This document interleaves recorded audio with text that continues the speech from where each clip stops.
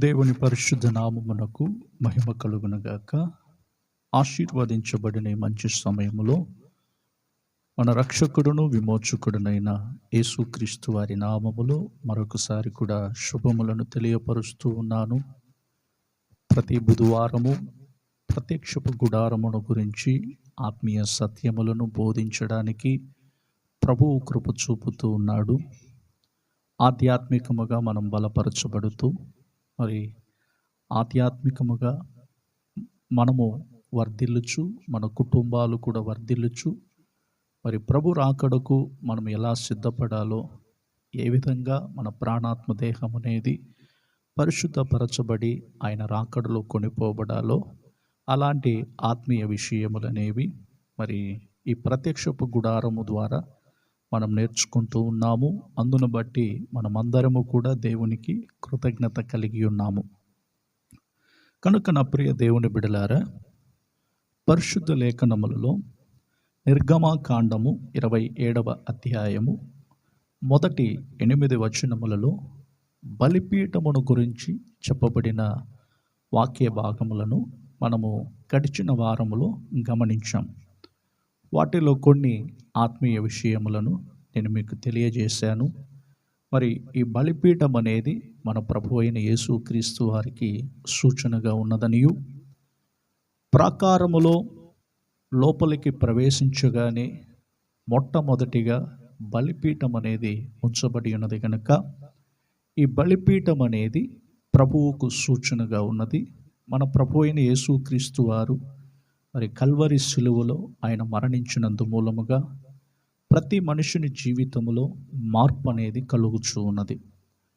మరి ఏ వ్యక్తి అయితే తన్ను తాను తగ్గించుకొని ప్రభు సన్నిధిలో పశ్చాత్తాపపడేవాడుగా ఉంటున్నాడో, తన పాపముల నిమిత్తము ఎవరైతే ప్రభు సన్నిధిలో కన్నీరు విడిచేవారుగా ఉంటున్నారో, వారందరి జీవితాలలో రక్షణ అనుభవములోనికి అడుగు పెట్టేవారుగా ఉంటున్నారు. ఎందుకంటే కల్వరి శిలువలో మన ప్రభువు మరణించినందు మూలముగా మనమందరము కూడా మారు మనసు పొందేవారముగా ఉంటున్నాము. ఆయన మరణమును మనము విశ్వసించినప్పుడు ఆ మరణము ద్వారా మన జీవితాలు మార్పు చెందుతూ ఉన్నాయి. కనుక నా ప్రియ దేవుని జనమా, ఈ బలిపీఠమును గురించి మనం ఇంకా కొంత లోతుకు మనం వెళ్ళినట్లయితే, మరి బలిపీఠము యొక్క కొలతలు 5 మూరలు, అలాగే మరి 3 మూరలను ఇవి చచ్చౌకముగా కనబడుతూ ఉన్నది. దాని యొక్క పొడుగు, వెడల్పు, ఎత్తు 3 మూరలు, పొడుగు 5 మూరలు, వెడల్పు 5 మూరలు. మరి ఇవన్నీ కూడా చచ్చౌకముగా కనబడుచు ఉన్నదని చెప్పి నేను గడిచిన బుధవారము అందు నేను మీకు కొన్ని ఆత్మీయ విషయములను తెలియజేశాను. ఈ సమయములో మరి ఈ బలిపీఠము అనున్నది ఇత్తడి రేకుతో పొదిగింపబడినట్లుగా మనం చూస్తూ ఉన్నాం. తుమ్మకర్రతో చేయబడిన బలిపీఠము మీద అగ్ని అనేది ఎల్లప్పుడూ మండుచూ ఉంటున్నది. అయినను బలిపీఠము కాలిపోలేదు. ఎందుకనగా అది ఇత్తడి రేకుతో పొదిగించబడెను. కావున ఆ బలిపీఠము లోపల ఉన్న ఆ కర్ర అనేది కాలిపోలేదు. ఇది ప్రాముఖ్యముగా తుమ్మకర్రతో చేయబడిన బలిపీఠముగా ఉన్నది. మరి దాని మీద ఇత్తడి రేకుతో పొదిగించబడిన విషయం అనేది ఈ యొక్క వాక్య భాగములలో మనము గమనిస్తూ ఉన్నాం. మరి కర్ర అనేది ఒక బలహీనమైన మనుషులకు సూచనగా ఉన్నది. ప్రాకారములలోను, మరి పరిశుద్ధ స్థలములోను, అతి పరిశుద్ధ స్థలములోను మరి వాడబడినటువంటి ఈ తుమ్మకర్ర అనేది ఆయా సందర్భాల్లో మరి దీనిని కాపాడడానికి ఇత్తడి రేకును ఉపయోగించినట్లుగాను, మరి బంగారు రేకుతో పొదిగించబడినట్లుగాను పలు చోట్ల మరి ఈ వస్తువులనేవి పరిశుద్ధ లేఖనముల ద్వారా మనకు తెలియచేయబడుతూ ఉన్నది. కనుక కర్ర అనున్నది ఒక బలహీనమైన స్వభావము కలిగిన వ్యక్తులకు సూచనగా ఉన్నది.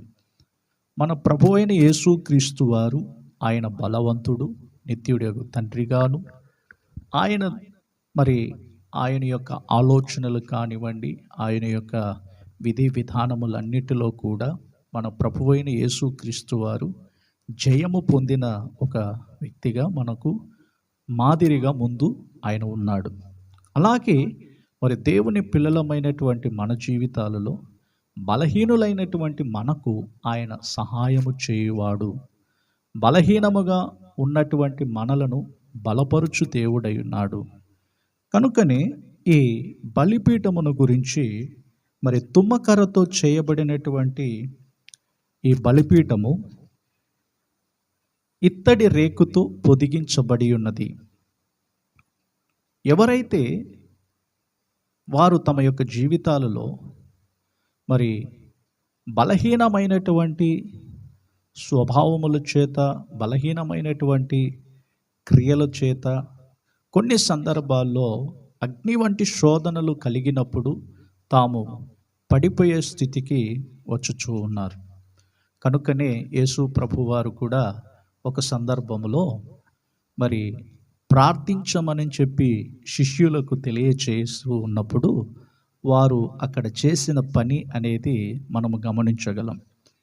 మత్తయి సువార్త 26వ అధ్యాయము 41వ వచనములో మనం చూస్తే, మత్తయి సువార్త 26వ అధ్యాయము 41వ వచనం, మీరు శోధనలో ప్రవేశించకుండునట్లు మెలకువగా ఉండి ప్రార్థన చేయుడి, ఆత్మ సిద్ధమే గాని శరీరము బలహీనమని పేతురుతో చెప్పి.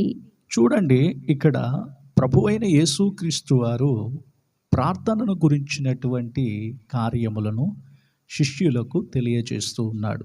ఎందుకంటే మరి కొద్ది గంటల్లో ఆయన సిలువ వేయబడబోతూ ఉన్నాడు కనుక శిష్యులకు చెప్పాడు, మీరు శోధనలోనికి ప్రవేశింపకుండానట్లు మెలకువ కలిగి ప్రార్థించమని చెప్పి చెప్పుచూ ఉన్నాడు. మరి మనుష్యులమైనటువంటి మనము, బలహీనమైనటువంటి మనము అగ్ని వంటి శోధనలు మన జీవితంలోనికి ఏర్పడకుండానట్లు, ఆ శోధనల నుండి మనం తప్పించుకోవడానికి ఎల్లప్పుడూ మెలకువ కలిగి ప్రార్థించమని చెప్పి యేసు ప్రభువారు మనకు తెలియజేస్తూ ఉన్నాడు. అయినను ఈ కడవరి దినములలో మన ప్రార్థనా జీవితం అనేది అనేక సందర్భాల్లో మనము తప్పిపోయే వారముగా ఉంటున్నాం. కారణం ఏమిటంటే మనకు కలుగుతున్న హృదయములో ఆ వేదనలను బట్టి, బలహీనమైన స్వభావములను బట్టి మన జీవితాలలో శరీరములో అలసిపోతున్న ఆ సమయములలో ప్రార్థించడానికి బదులుగా మనము అలసటను తీర్చుకోవడానికి ప్రయాసపడతాము. కానీ ప్రార్థనలో మనము ఏకీభవించలేక నిరుత్సాహపడిపోయేటువంటి వారముగా ఉంటున్నాం. ఒక వ్యక్తి జీవితంలో అగ్ని వంటి శోధనలు కలిగినప్పుడు తాను నిరుత్సాహపడేవాడుగా ఉంటున్నాడు. కనుకనే యేసు ప్రభు వారు చెప్పారు, మెలకువ కలిగి ప్రార్థన చేయమని చెప్పి ఆయన బోధించాడు. కనుక ఈ బలిపీఠము అనేది ఇత్తడి రేకుతో పొదిగించబడినదని చెప్పి నేను చెప్పాను. ఇత్తడి రేకు దేనికి సూచనగా ఉన్నదన్నట్లయితే మరి కృపకు సూచనగా ఉన్నది. ఒక వ్యక్తి కృపచేతనే రక్షింపబడుతూ ఉన్నాడు. కృపచేతనే ప్రభు సన్నిధిలో మరి ధైర్యముగా ఆ కృపాసనం యొద్దకు రాగలుగుతూ ఉన్నాడు. కృపాసనం యొద్దకు వచ్చినటువంటి ప్రతి ఒక్కరి జీవితాలలో తాము ఆ కృప చేత రక్షింపబడుతూ, ఆ కృప ద్వారా విమోచింపబడుతూ, ఆ కృప ద్వారా తమకు కలుగుచున్న బలహీనమైనటువంటి స్వభావములన్నిటిలో నుండి విడుదల పొందుకోవడానికి దేవుడు కృపను ఇచ్చుచూ ఉన్నాడు. పాపము ఎక్కడ విస్తరించునో అక్కడ కృప అధికముగా కూడా ఉన్నదని చెప్పి మరి పరిశుద్ధ లేఖనాలలో మనకు తెలియచేయబడుతూ ఉన్నది. కనుక నా ప్రియ దేవుని బిడలారా, ఈ ఇత్తడి అనేది దేవుని కృపకు సాదృశ్యమైనది. తిమోతియులకు రాసిన 2వ పత్రిక 1వ అధ్యాయము 9-10 వచనములను మనం గమనించినప్పుడు అపోస్తులుడైన పౌలు తిమోతికి రాసిన 2వ పత్రికలో 1వ అధ్యాయము 9-10 వచనములను గమనించినప్పుడు, మన క్రియలను బట్టి కాక తన స్వకీయ సంకల్పమును బట్టియు అనాది కాలముననే క్రీస్తు యేసునందు మనకు అనుగ్రహింపబడినదియు, క్రీస్తు యేసు మన రక్షకుని ప్రత్యక్షత వలన బయలుపరచబడినదియునైన తన కృపను బట్టియు మనలను రక్షించి పరిశుద్ధమైన పిలుపుతో ఆయన మనలను పిలిచెను. తన కృపను బట్టి ఆయన మనలను రక్షించెను, పరిశుద్ధమైనటువంటి పిలుపుతో ఆయన మనలను పిలిచెను అని చెప్పుచూ ఉన్నాడు. ఇక్కడ ఇత్తడి దేవుని కృపకు సూచనగా ఉన్నది. మరి బలిపీఠము తుమ్మకర్రతో చేయబడింది, ఇత్తడి రేకుతో పొదిగించబడింది. కనుక అగ్ని వంటి శోధనలు కలుగుతూ ఉన్నప్పటికీ, మరి మన జీవితంలో కలవరములు, కష్టములు, ఇబ్బందులు, ఇరుకులు ఎదురవుతూ ఉన్నప్పటికీ దేవుని యొక్క కృప అనేది మనకు చాలా అవసరమైనది. ఈ కృపను గురించి పరిశుద్ధ లేఖనములలో పలు చోట్ల మనము గమనించగలం. ఎందుకంటే దావీదు భక్తుని యొక్క జీవితంలో మనం చూస్తే, మరి భూమికిని ఆకాశమునకును ఎంత ఎత్తుగా ఉన్నదో ఆయన యందు భయభక్తులు గల వారి ఎడల ఆ కృప అంత అధికముగా ఉన్నదని చెప్పి తెలియచేయబడుతూ ఉన్నది. మరి దేవుని యందు భయభక్తులుగా మనం బ్రతుకుతూ దేవుని యొక్క కృప చేత మనము కాపాడబడుతూ దేవుని యొక్క కృప చేతనే మనము రక్షింపబడి, మరి ఆ రక్షణ ద్వారా మనము అనేక ఆశీర్వాదములనేవి పొందుకోగలుగుతూ ఉన్నాము.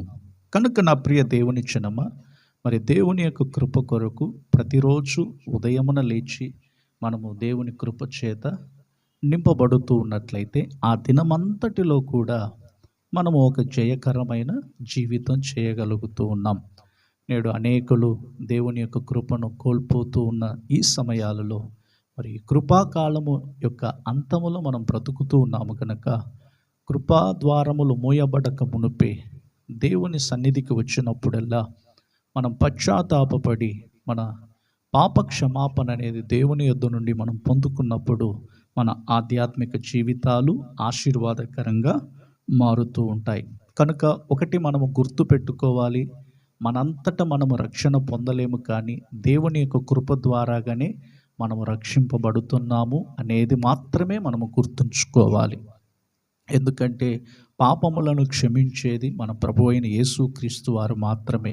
ఆయనకు మాత్రమే అధికారము కలదు ఈ భూమి మీద.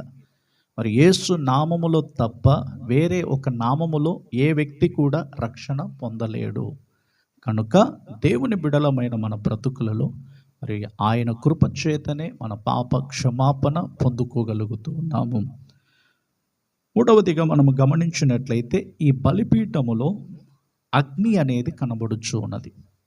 చూడండి, ఈ బలిపీఠములోని వధించబడుతున్న బలి పశువులన్నీ కూడా అగ్ని చేత కాల్చబడుతూ, మరి అగ్ని చేత దహించబడి బూడిదగా మార్చబడుతూ ఉన్నాయి. ఒక బలిపీఠము మీదకు తీసుకుని రాబడుతున్న బలి పశువులు లేకుంటే పక్షులు ఏ విధమైనటువంటి బలి వస్తువులైనప్పటికీ అవి పూర్తిగా దహించబడుచు ఉన్నాయి. కనుకనే అపోస్తులుడైన పౌలు హెబ్రీలకు రాసిన పత్రిక 9వ అధ్యాయము 14వ వచనములో ఇలా చెప్పుచూ ఉన్నాడు. హెబ్రీలకు రాసిన పత్రిక 9వ అధ్యాయము 14వ వచనములో మనం గమనించినట్లయితే, నిత్యుడగు ఆత్మ ద్వారా తన్ను తాను దేవునికి నిర్దోషునిగా అప్పగించుకొనిన క్రీస్తు యొక్క రక్తము నిర్జీవ క్రియలను విడిచి జీవం గల దేవుని సేవించుటకు మీ మనస్సాక్షిని ఎంతో ఎక్కువగా శుద్ధి చేయును. నిర్జీవ క్రియలను విడిచి మన మనస్సాక్షి ఎంతో శుద్ధముగా చేయబడుతూ ఉన్నది. పరిశుద్ధాత్మ అగ్ని చేత మనము ఆ పరిశుద్ధాత్మ యొక్క అభిషేకము చేత శుద్ధీకరింపబడే వారముగా ఉంటున్నాము. నా ప్రియ దేవుని బిడలారా, ఈ బలిపీఠం మీద మండుచున్న అగ్ని అనేది ఎప్పుడు కూడా మండుచునే ఉంటున్నది. అది ఏ సమయములోనైనా బలి పశువులు ఆ స్థలమునకు తీసుకుని రాబడుతూ ఉన్నప్పుడు మరి అది దహించి వేయిస్తున్న కార్యములను ఈ ప్రత్యక్షపు గుడారములో ప్రాకారములో ఇవన్నీ కూడా జరుగుతూ ఉన్నాయి. ప్రాకారములో అడుగు పెట్టగానే మరి మొదటిగా కనబడుతున్నటువంటి ఈ బలిపీఠములో మరి అగ్ని అనేది మండుచు ఉన్నట్లుగానే ప్రతి ఒక్కరి యొక్క జీవితములలో పశ్చాత్తాపపడి మారు మనసు పొంది రక్షణ పొందిన ఒక వ్యక్తి జీవితములో ప్రాచీన స్వభావములన్నీ కూడా విడిచిపెట్టి నవీన స్వభావములనేవి తాను ధరించుకునేవాడుగా ఉంటున్నాడు. కనుకనే మన మనస్సాక్షి అనేది ఎంతో శుద్ధముగా కాపాడబడుటకు మరి ప్రభు అయిన యేసుక్రీస్తు యొక్క రక్తము ద్వారా మనకు విమోచనం అనేది కలుగుచూ ఉన్నది. కనుక నా ప్రియ దేవుని బిడలారా, ఇక్కడ చెప్పబడుతున్నటువంటి ఈ బలిపీఠములో మరి మరొక కార్యమును మనం గమనించినట్లయితే వల వంటి జల్లెడ అనేది కనబడుచూ ఉన్నది. ఈ వల వంటి జల్లెడ అనేది దేనికి సూచన అని మనం గమనించినట్లయితే దేవుని వాక్యమునకు సూచనగా ఉన్నది. మరి దేవుని వాక్యం అనేది మన జీవితములో పరిశుద్ధపరుస్తూ ఉన్నది. దావీదు భక్తుడు 119వ కీర్తనలో రాస్తూ ఉన్నాడు, యవనులు దేని చేత తమ నడతను శుద్ధి చేసుకుందురు అని మనం గమనించినప్పుడు వారు నీ వాక్యము చేతనే కదా తమ నడతలనేవి తమ ప్రవర్తనలనేవి శుద్ధి చేయబడుతూ ఉన్నవి. కనుక నా ప్రియ దేవుని జనమా, దేవుని వాక్యమునకు మనము చోటిచ్చినప్పుడు దేవుని వాక్యం అనేది మనలను పరిశుద్ధపరుస్తూ ఉన్నది. దేవుని వాక్యం అనేది మరి రెండంచుల గల ఖడ్గముగా ఉంటూ మన సమస్త మూలుగులోనికి అది దూరుచు విభజించుచున్నటువంటి కార్యములు మనం చూస్తూ ఉన్నాం. హెబ్రీయులకు రాసిన పత్రిక 4వ అధ్యాయము మరి 12వ వచనములో మనం గమనించినప్పుడు, ఎందుకనగా దేవుని వాక్యము సజీవము గలదై రెండంచులు గల ఎటువంటి ఖడ్గము కంటెను వాడిగా ఉండి ప్రాణాత్మలను కీళ్లను మూలుగును విభజించునంత మట్టుకు దూరుచు హృదయము యొక్క తలంపులను ఆలోచనలను శోధించుచున్నది. మన హృదయము యొక్క ఆలోచనలను మన తలంపులన్నీ కూడా దేవుని వాక్యం అనేది పరిశోధిస్తూ ఉన్నది. ఇత్తడి వంటి జల్లెడ లేకుంటే ఈ వల వంటి జల్లెడ దేని కొరకు ఉంచబడి ఉన్నదంటే, పైన కాల్చబడుతున్నటువంటి ఈ మాంసం అనేది ఒకవేళ బూడిద కాకుండా దానిలో క్రింద పడుతూ ఉన్నప్పుడు మరలా దాన్ని తీసి మరలా దాన్ని ఏం చేస్తారు, దహించడానికి ఉపయోగిస్తారన్నమాట. అలాగే ప్రతి ఒక్కరి జీవితంలో దేవుని వాక్యం అనేది మనలను పరిశోధిస్తూ ఉన్నది. దేవుని వాక్యం అనేది మనలను సరిచేస్తూ ఉన్నది.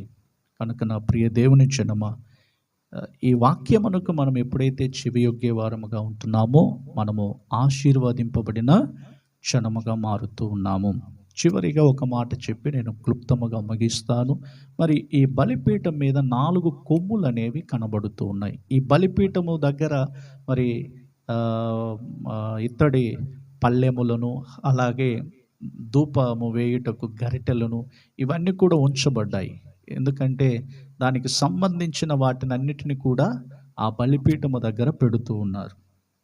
ఈ బలిపీఠం మీద 4 కొమ్ములు అనేవి దేనికి సూచన అని మనం గమనించినప్పుడు రక్షణకు సూచన. అంటే తమ ప్రాణములను కాపాడుకోవడానికి.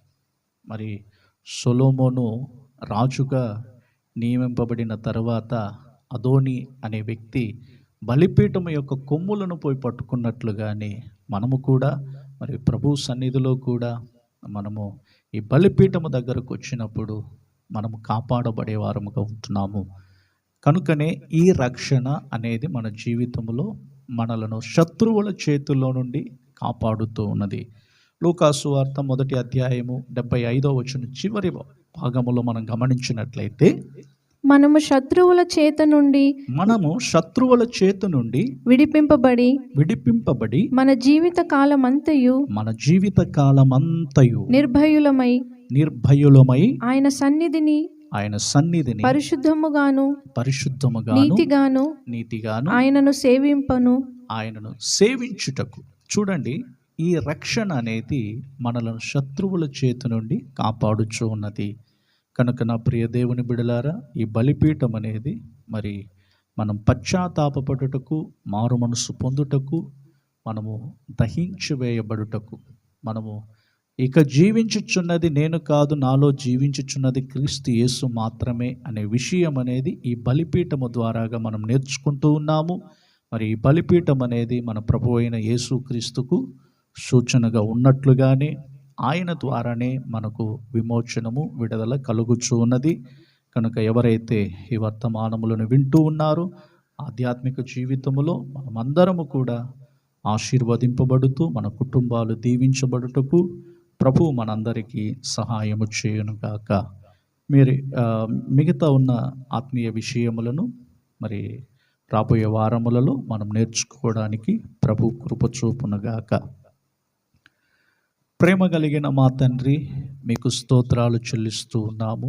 ఆశీర్వదించబడిన ఈ మంచి సమయములో మరి ప్రత్యక్షపు గుడారములో బలిపీఠమును గురించి చక్కగా మీరు మాకు బోధించిన ఆత్మీయ విషయముల కొరకు స్తోత్రాలు. ఎవరైతే ఈ వర్తమానములను వింటూ ఉన్నారో వారందరి జీవితాలలో ఒక మార్పు కలుగునట్లుగా మీరు సహాయము చేయండి. మరి ఈ బలిపీఠం అనేది నాదా ఆత్మీయ జీవితములో వేటికి సూచన అని చెప్పి మీరు మాకు బోధించారు. వాటి ప్రకారముగా మేము నడుచుకోవడానికి కావలసిన కృపను మీరు అనుగ్రహించండి. మరి వర్తమానము వింటున్నటువంటి ప్రతి ఒక్కరిలో కూడా ఒక మార్పు కలగాలని ప్రార్థిస్తూ ఉన్నాము తండ్రి. మా ఆధ్యాత్మిక జీవితాలలో సత్యమును అనుసరించి నడుచుకునే కృపను మాకు అనుగ్రహించండి తండ్రి. మేము అతిక్రమములను దాచిపెట్టకుండా వాటిని ఒప్పుకొని విడిచిపెట్టి మీ కనికరం పొందుకోవడానికి కృప చూపండి. ఎవరైతే మీ సన్నిధిలో పశ్చాత్తాపపడి మారు మనసు పొందాలని ఎవరైతే మీ సన్నిధికి వస్తూ ఉన్నారో అలాంటి వారందరి యొక్క జీవితాలు తండ్రి మీరు మార్చమని ప్రార్థిస్తూ ఉన్నాం. ఇంకను లోకములో ఎంతోమంది రక్షణ లేని జనాంగము ఉన్నారు ప్రభువా. అలాంటి వారందరి యొక్క హృదయములను పరిశీలించే దేవుడు మీరు గనుక తండ్రి మీరు ఆకర్షించి వారందరికీ రక్షణను ప్రభువా మీరు అనుగ్రహించండి. ఈ రక్షణ ద్వారాగే తండ్రి సమస్త శత్రువుల చేతు నుండి మమ్మల్ని విడిపించే దేవుడు మీరే గనుక సర్వశక్తిమంతుడగు దేవా మీ సన్నిధిలో ప్రభువా ప్రార్థిస్తూ ఉన్నాం. సమస్త స్తుతి ఘనత మహిమ ప్రభావములు మీరే పొందుకొని మా ప్రాణాత్మ దేహాన్ని పరిశుద్ధపరచి మీరు ఆకడకు సిద్ధపరచుమని యేసు నామములో ప్రార్థించుచున్నాము తండ్రి, ఆమేన్.